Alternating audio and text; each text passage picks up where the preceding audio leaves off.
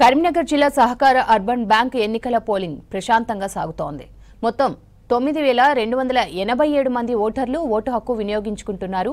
ఇందుకోసం కరీంనగర్లోని women's degree కళాశాలతో పాటు జగిత్యాలలోని బాలికల జూనియర్ కళాశాలలో మొత్తం 31 పోలింగ్ కేంద్రాలు ఏర్పాటు చేశారు. వీటిలో కరీంనగర్లో 24, జగిత్యాలలో 7 సెంటర్లు ఏర్పాటు చేశారు. ఎలాంటి అవాంఛనీయ ఘటనలు జరగకుండా పోలీసులు భారీ బందోబస్తు ఏర్పాటు చేశారు. 12 డైరెక్టర్ స్థానాలకు మొత్తం 54 మంది అభ్యర్థులు బరిలో ఉన్నారు.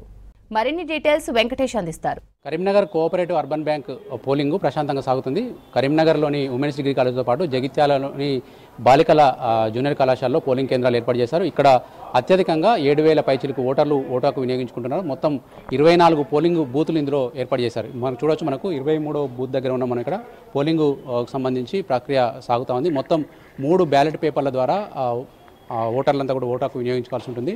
మొత్తం 3 బ్యాలెట్ పేపర్లలో మొత్తం 12 మంది డైరెక్టర్లు గాను 9 జనరల్ స్థానానికి, తర్వాత 2 మహిళలకు, తర్వాత 1 SC STలకు కేటాయించారు. అందులో 3 వేర్వేరు బ్యాలెట్ పేపర్ల మీద వీళ్ళు ఓటు వేయాల్సి ఉంటుంది. అభ్యర్థులంతా కూడా ఒక్కొక్క ballot paper, white ballot paper కనుక తీసుకుంటే 41 మంది అభ్యర్థులు పోటీ పడుతున్నారు. ఇందులో నుంచి 9 మందికి మాత్రమే ఓటు వేయాల్సి ఉంటుంది. అదేవిధంగా మహిళలు కనుక తీసుకుంటే 5 పోటీలో ఉన్నారు. దీంట్లో 2 ఓట్లు మాత్రమే వేయాల్సి ఉంటుంది. అదేవిధంగా SC STలు ఉన్నది ఒకటే ఓటు వేయాలి, కానీ పోటీలో 8 మంది ఉన్నారు.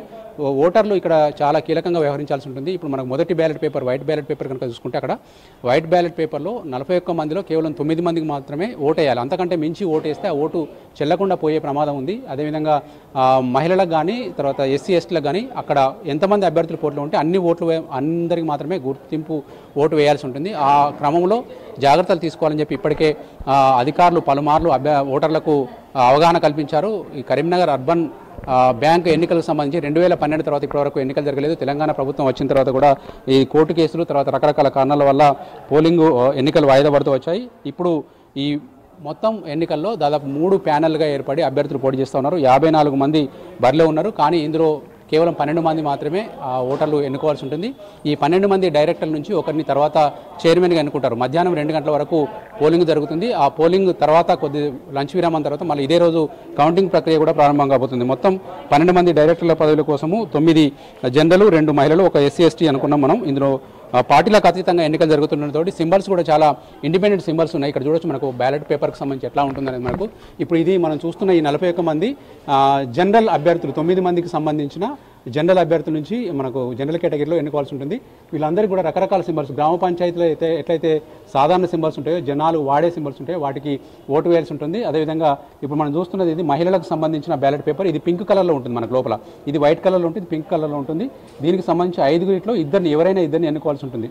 తర్వాత ఇక్కడ మనకు మొత్తం 8 మంది SC లేదా ST అభ్యర్థులు పోటీలో ఉన్నారు. అందులో 8 ఒకరిని మాత్రం ఎన్నుకోవాల్సి ఉంటుంది. ఈ సింబల్స్ అన్ని కూడా సాధారణ సింబల్స్. ఈ సింబల్స్ పక్కన మనకు ఓటు వేసే వాళ్ళు స్వస్తిక్ గుర్తు వాళ్ళు సింబల్ ఇస్తారు లోపల, దాని ప్రకారం ఓటు వేయాల్సి ఉంటుంది. ఎన్నికల బందోబస్తు కోసం పోలీసులు కూడా చాలా జాగ్రత్తలు తీసుకున్నారు. ఎట్లాంటి అవాంఛనీయ సంఘటనలు జరగకుండా పోలింగ్ స్టేషన్ ముందు కానీ, పోలింగ్ స్టేషన్ బూతుల దగ్గర కానీ పోలీస్ సిబ్బంది ఉన్నారు. వచ్చిన వాళ్ళకు వచ్చినట్టుగా వాళ్ళ బూత్ ఎక్కడుందనేది సహకరిస్తూ వాళ్ళను లోపలిగా ప్రశాంతంగా ఓటు హక్కు వినియోగించుకునేందుకు సహకరిస్తున్నారు. పోలింగ్ బూత్లో కూడా జనాలు ఎక్కువగా లేరు. కేవలం 300 నుంచి 320 మందికి ఒక బూత్ చొప్పున ఏర్పాటు చేశారు. కాబట్టి వచ్చిన వాళ్ళు వచ్చినట్టుగా ఓటు హక్కు వినియోగించుకుంటూ బయటికి వెళ్తా ఉన్నారు. మధ్యాహ్నం 2 గంటలకు పోలింగ్ సమాప్తమవుతుంది.